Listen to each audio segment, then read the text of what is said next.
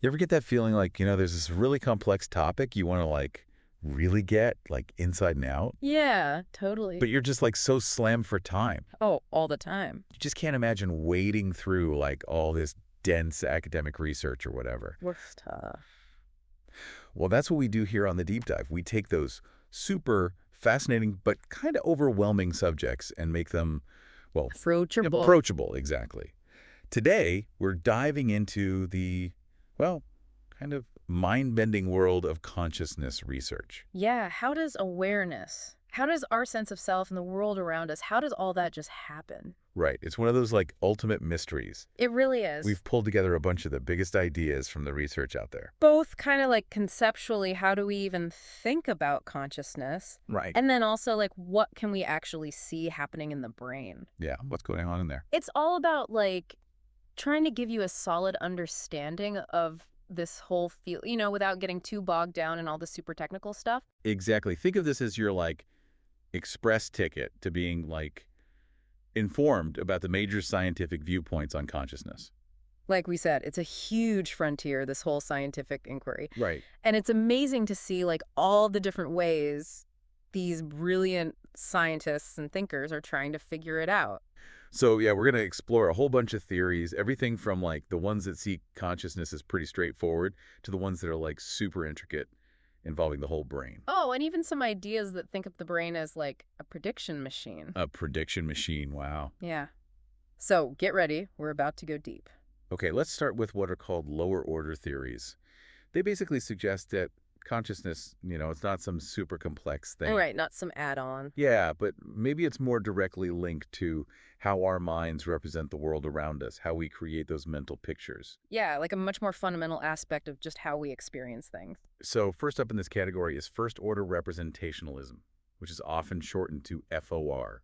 What's the gist of FOR? Well, it basically says that when you're aware of something, let's say the blue sky, Okay, the blue sky. that experience, the actual like feeling of seeing blue, Yeah. that is the mental representation of blue. Oh, interesting. It's a direct link between what's out there and what you experience inside. Okay, so it's not me thinking, oh, I see blue. No, It's just that pure sensation of blue itself. exactly. That raw mental image. Almost like a picture in my mind. And the theory emphasizes that these mental representations, they aren't just passive, like photographs sitting there. Right. They're what they call poised. Poised. Yeah, poised to influence your thoughts and actions. Like ready to jump into action? Exactly. Like if you see a hot stove, Oh, yeah. the mental image of that, it's poised to make you pull your hand away. So it's not just a picture. It has this potential energy almost.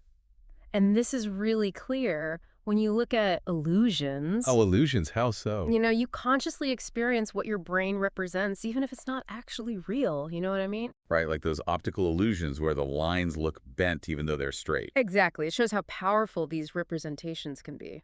Okay, that makes sense. But then the big question is, if consciousness is all about having these mental representations, why are only some of them conscious? Right. Like right now, my brain is processing tons of visual information, Yeah. but I'm not aware of most of it. What makes the sound of my voice stand out from all the other sounds your brain is picking up on? That's the million-dollar question for FOR. It has to explain what makes some representations conscious while others stay hidden. It's like there's this secret ingredient that makes a representation pop into awareness. And we're still trying to figure out exactly what that is. Okay, so FOR gives us this pretty direct approach. Now, let's look at Lamb's recurrent processing theory, or RPT.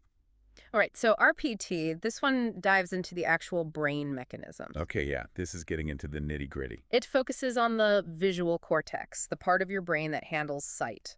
And it says that our phenomenal awareness, that raw experience of seeing, comes from what's called recurrent processing. Recurrent processing. Imagine your eyes see something, the signal goes to the visual cortex, right?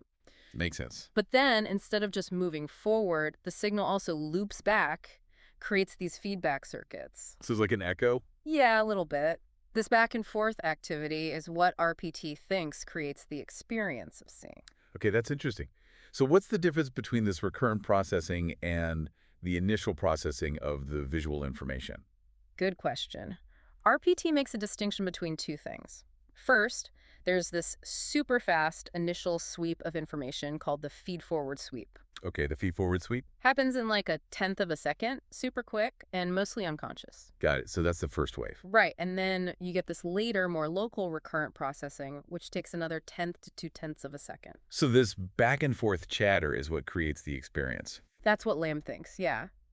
It's this local activity that creates that rich visual experience. Okay, so are you saying that I could have a really detailed visual experience just from this local activity, Yeah, that's a key point of RPT. even if the information doesn't go to the rest of my brain? Exactly. It could be like this vivid image that only a small part of your brain is seeing. Wow, that's wild. So like a private viewing just for a few neurons. Kinda. And there's some evidence for this from masking studies. Masking studies, those are the ones where they flash an image and then quickly cover it up, right? Yeah, and people often report like a fleeting sense of having seen the image, even if they can't describe it. It's like they saw something, but it's gone before they can grasp it. Exactly. So it's like we Yeah. might be experiencing more than we can even put into words.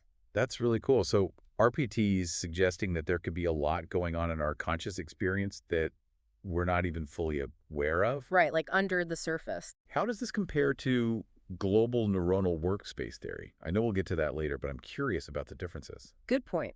Global Neuronal Workspace Theory, or GNW, says that information has to be globally available in the brain to be conscious. Okay, so it needs to be broadcast everywhere. Yeah, it's like a global announcement. But RPT says that just this local activity is enough?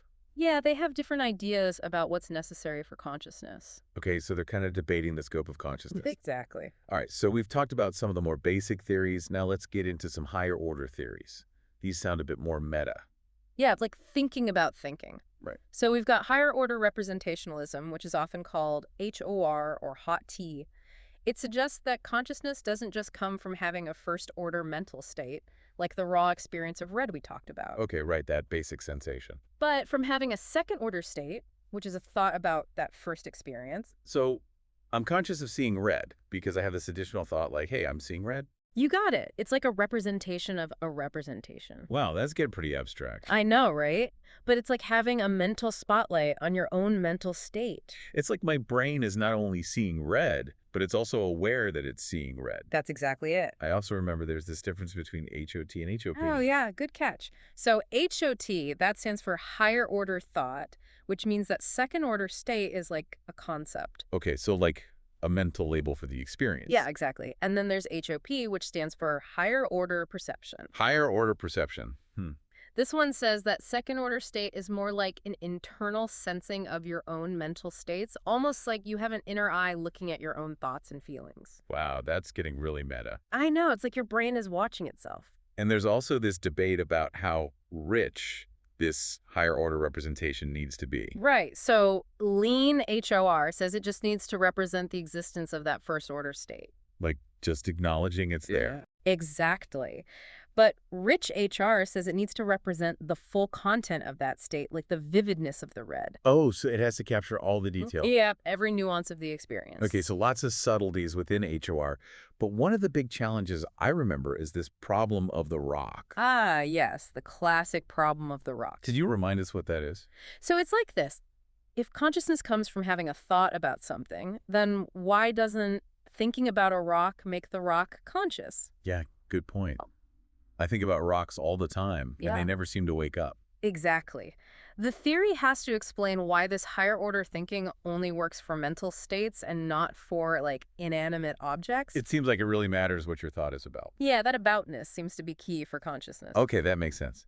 Now, another higher order theory we got to talk about is Graziano's attention schema theory, AST. All right, this one is really cool. It uses a super interesting analogy. I love a good analogy. So, you know how your brain has this body schema? The body schema, remind me what that is again? It's like your brain's internal map of your body. Okay, right, so I can move around without having to constantly look at where my limbs are. Exactly. AST says that the brain also has an attention schema. An attention schema, interesting. So like a map of my attention, Yeah, like a model of where your attention is focused. like an internal spotlight. Exactly. And AST says that our subjective awareness, that feeling of what it's like to experience something, that comes from this attention schema. So I have an intuitive sense of where my arm is, and I also have an intuitive sense of where my attention is. Yep. And that sense of attention is awareness, according to AST. Interesting. So it's like my brain is representing its own act of paying attention. Right, and it represents it in a specific way as a kind of mental possession. Mental possession. Hmm. Yeah, when your attention is on something, it's like you're holding that thing. Mentally, you're aware of it. So if I'm paying attention to the sound of your voice, Yeah. it's like I'm mentally grasping it. Exactly. And the schema is simplified, it's not the full picture of how attention works. Like a simplified map, just showing the major landmarks. Yeah, but AST says that our cognitive systems access this schema and kind of misinterpret it as being the actual feeling of awareness. So it's like an internal model creating an illusion of qualia. That's right. It explains why we think we have these subjective experiences. So AST is more about the belief in subjective experience than the experience itself. Yeah, that's a really important distinction. Okay, that's a fascinating perspective. AST gives us this functional explanation rooted in attention. Now let's jump into neural higher order theories, starting with the big one, global neuronal workspace theory, GNW. Okay, so GNW is a heavy hitter. It says that consciousness happens when information becomes globally available in the brain. Like a brain-wide broadcast. Exactly. There's this workspace in the brain, like a central stage where different brain regions can share information. So it's like all these different brain regions are competing to get their message out. Yeah, they all want to be the star of the show. And when one wins, its information gets broadcast and becomes conscious. Exactly.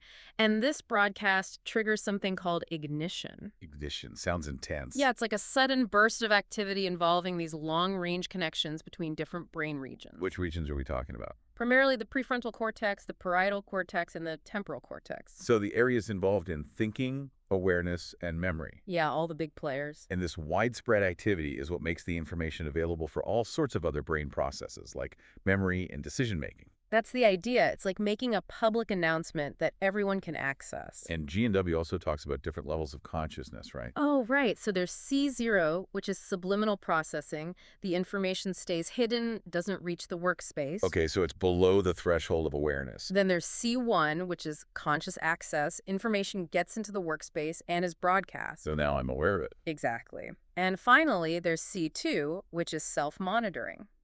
This is where the workspace becomes aware of itself. This is like consciousness reflecting on itself. Yeah, it's like the brain looking in the mirror. Wow, that's a whole other level. So for GNW, consciousness is very much linked to things like attention and executive function. Yeah, attention controls what gets into the workspace. Right, and executive function uses that information to make decisions and take actions. It's all about this global access and control. Right, it's like a central command center for consciousness. Okay, that's a really powerful theory. Now, let's move on to integrative theories. These are the ones that try to bring together different pieces of the puzzle. Yeah, they try to synthesize different ideas. First up is Dennett's multiple drafts model, MDM. This one's known for being a bit radical, right? It's definitely a game changer. Dennett basically says that there's no single place or moment in the brain where consciousness happens. So there's no central me watching the show. Exactly. He rejects that idea of a Cartesian theater. Oh, right. That's the metaphor of consciousness as like a stage with an audience. Yeah, Dennett throws that out the window. So what does he propose instead? He says that consciousness is a result of these parallel distributed processes happening all over the brain. So lots of things happening at the same time. He calls these processes multiple drafts. Like different versions of the story being written simultaneously. Exactly. And they're constantly being updated based on new information. So there's no final draft, no single definitive conscious experience. Right. It's always evolving. So then how do we even have a conscious experience? Dennett says a draft becomes conscious because of its influence on later processes like thoughts, memories, and actions. So what I experience is just whatever draft happens to be the most influential at the time. Yeah, it's like the draft that wins the popularity contest. So consciousness is kind of like a bunch of competing narratives vying for I attention. think that's a good way to put it. This model also explains things like change blindness, right? Oh, right. Change blindness is when you miss obvious changes in your visual field. Like those videos where the gorilla walks through the basketball game. Exactly. MDM explains this by saying that if you weren't paying attention to a specific detail, it doesn't get elaborated into a conscious experience. So if it didn't make it into the influential draft, I just don't see it. Yep. That's like it never happened. That's a pretty wild departure from how we usually think about our experience. It really is. MDM is definitely one of the more controversial theories out there. Yeah, some people argue that it doesn't fully capture the feeling of consciousness. Like that raw, subjective experience? Right, they're not convinced that this idea of fame in the brain is enough to explain qualia. Okay, let's move on to another integrative theory, the integrated world modeling theory, or IWMT. Sounds like a mouthful. It is, but it's basically trying to combine several big ideas. Like a grand unified theory of consciousness. Kind of. It brings together integrated information theory, GNW, and the active inference-free energy principle framework. Wow, that's a lot to juggle. I know, right? But the basic idea is that consciousness is about actively constructing and maintaining a model of the world. Like my brain is building its own virtual reality. Yeah, and my conscious experience is what it feels like to be running that simulation. So it's not just about information. It's about actively using that information to make sense of the world. That's right. And IWMT says that access consciousness happens when this model reaches a certain level of coherence. So it has to be consistent across space, time, and cause and effect. Yeah, everything has to fit together. And then our sense of self emerges from modeling ourselves within this world. It's like we're the main character in our own personal simulation. That's a pretty cool idea. And IWMT even suggests some specific brain mechanisms that could be involved. Oh, like what? Things like self-organizing harmonic modes or SOHMs. Yes, yeah. These are synchronized brain waves that might help different brain regions communicate and integrate information. So it's like a symphony of brain activity. Exactly. And there are also computational principles like turbo coding and loopy belief propagation. Those sound like they came straight out of a computer science textbook. They did. But the idea is that the brain might use similar algorithms to integrate information and build that coherent world model. So it's like the brain is running its own sophisticated software. That's a good way to think about it. Okay, IWMT is definitely an ambitious theory. Now let's switch gears to predictive theories. Predictive theories are all about the idea that the brain is constantly trying to predict what's going to happen next. Like a fortune teller. Kinda. It's more like the brain is constantly making educated guesses about the future based on past experiences. So my brain is always running simulations, trying to figure out what's coming next. That's right. And it compares these predictions to what actually happens. I mean, if it's wrong, it updates its model. Yeah, it's like a constant cycle of predict, compare, update. So where does consciousness fit into all of this? Well, in this framework, consciousness is often linked to the brain's best guess about the world. So what I experience is basically my brain's most likely hypothesis. Exactly. It's not just passively receiving information, it's actively constructing a model of reality. And this leads to that idea of controlled hallucination. Oh, yeah, I love that idea. So our perception is basically a controlled hallucination. In a way, yes. It's our brain's best guess, constrained by sensory input. Like our brains are constantly filling in the gaps. And Anil Seth's beast machine theory adds another layer to this. Beast machine. Sounds scary. It's not scary, I promise. It just highlights the importance of interoceptive prediction. Interoceptive prediction. That's the brain predicting the state of your body, like your heart rate and breathing. Oh, so it's predicting what's going on inside my body. Exactly. And Seth says that this is the foundation of our sense of self. So my sense of me is rooted in my brain's predictions about my own body. That's the idea. It's like our bodies are the starting point for our conscious experience. Okay, that's fascinating. Now let's dive into theories about the process of integration. Yeah, how does the brain combine all this activity into a unified experience? First up is Thagard's neural binding and consciousness theory, NBC. So NBC says that there are 4 key processes involved: representation, binding, coherence, and competition. We've talked about representation, but what about binding? Binding is how the brain links different features of an object together. Like how it combines the color, shape, and smell of an apple into a single concept. Exactly. Different neurons process those different features. And binding brings them all together. It's like the brain's glue. And then we have coherence. Coherence is about how these bound representations form larger groups that are consistent with each other. So it's like making sure all the pieces of the puzzle fit together. Yeah, and maximizing the explanatory power of the whole network. And finally, competition.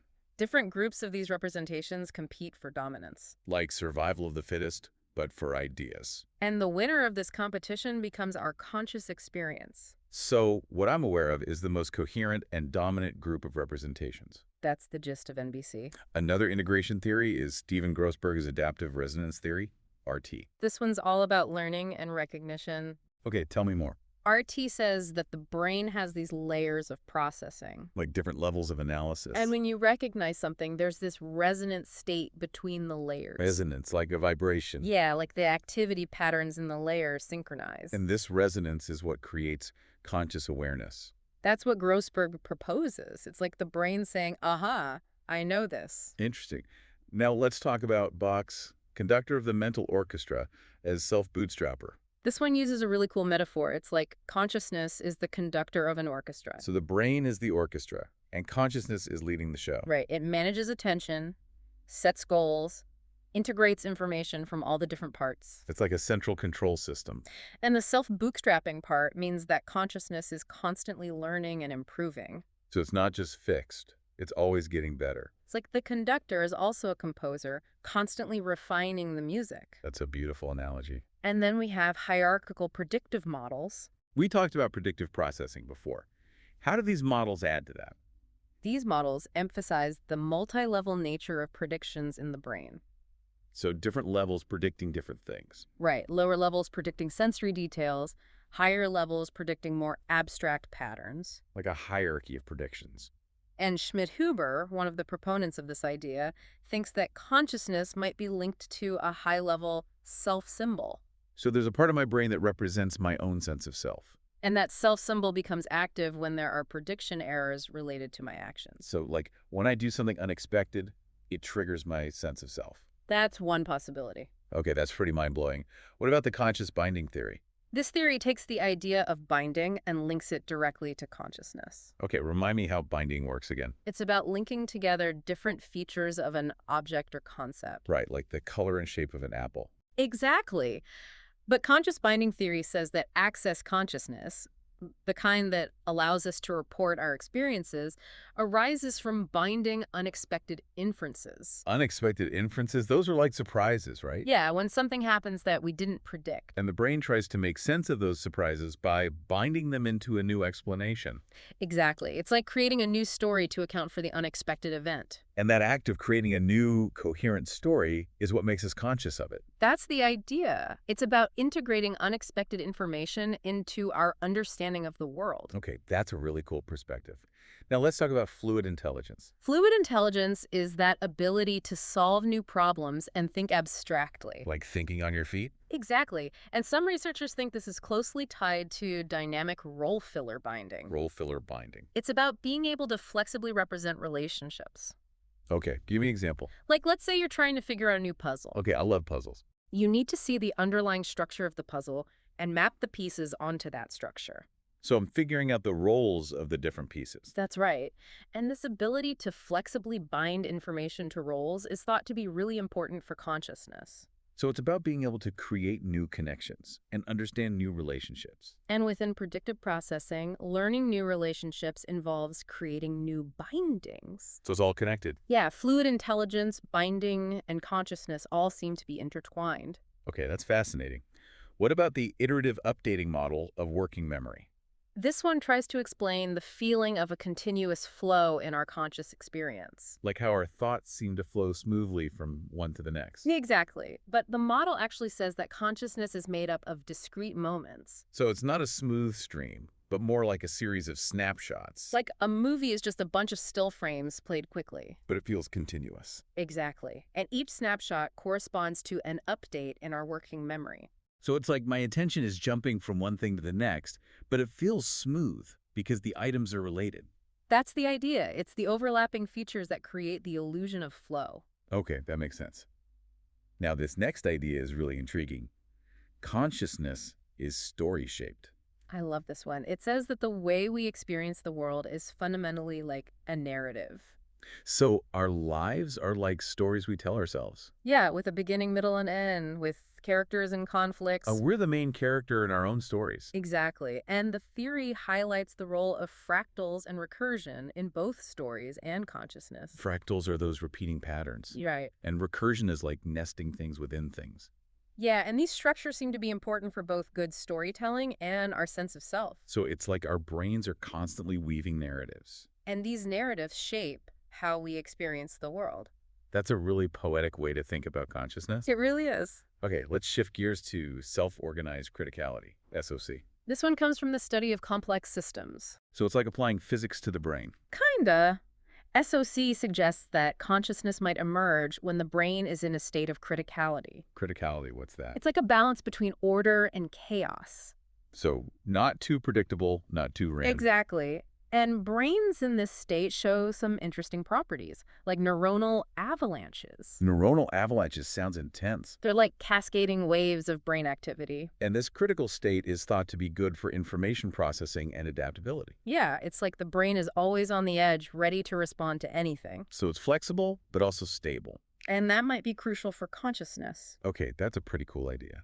What about the fractal nature of consciousness and intuition? This one builds on the idea of fractals we just talked about. Okay, remind me about fractals again. They're those self-similar patterns that repeat at different scales. Like a tree branching out. Exactly. This theory suggests that even stable brain activity patterns might be fractal. So the patterns repeat within themselves. And intuition is seen as a reconfiguration of these fractal patterns. So it's like rearranging the building blocks of our knowledge. And this leads to new insights and connections. So intuition is like a sudden reshuffling of our mental landscape. That's a good way to put it. Okay, that's a really cool way to think about intuition. Now let's revisit Bach's consciousness as a bootstrapping algorithm. So we talked about his conductor theory, but he also emphasizes this algorithmic aspect. Right. Consciousness is not just conducting, it's also programming. Exactly. He says that access consciousness is constantly refining the brain's lower-level processes. So it's like a feedback loop, always improving things. By maximizing coherence and resolving conflicts, it's like an algorithm that optimizes the brain's functioning. So consciousness is actively shaping how the brain works. It's like a self-improving system. That's a pretty powerful idea. And then we have turbo coding and loopy belief propagation. Those sound like complex computational concepts. They are, but they basically describe how networks can integrate information reliably. So it's about how different parts of the brain communicate and come to a consensus. The idea is that the brain might use similar principles to create a coherent perception of the world. So it's like a distributed democratic process. And these algorithms involve constant feedback and refinement. So it's not just a one-way flow of information. It's a dynamic, interactive process. Okay, that's a really interesting perspective. Finally, let's revisit neural integrative theories, focusing on GNW, SOHMs, and those hierarchical neural mechanisms. So GNW gives us that framework of global broadcasting for integration. Right, the idea of a brain-wide workspace. And SOHMs are a possible mechanism for this broadcasting. Those synchronized brain waves. Yeah, they could be the communication channels for consciousness. And then the hierarchical organization of the brain plays a role too. Different levels of processing, feedback loops, specialized neurons, it all contributes to the experience. It's like a symphony of brain activity, with consciousness as the conductor. That's a beautiful way to put it. It's all these mechanisms working together that create the magic of awareness. Wow, that was a lot to take in.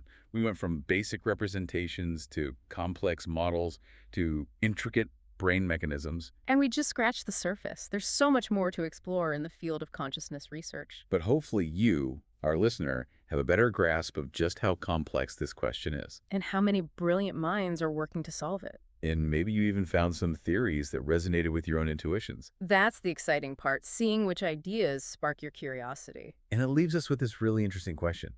If so many theories emphasize internal models and prediction, is consciousness ultimately about the brain trying to understand itself? That's a question worth pondering.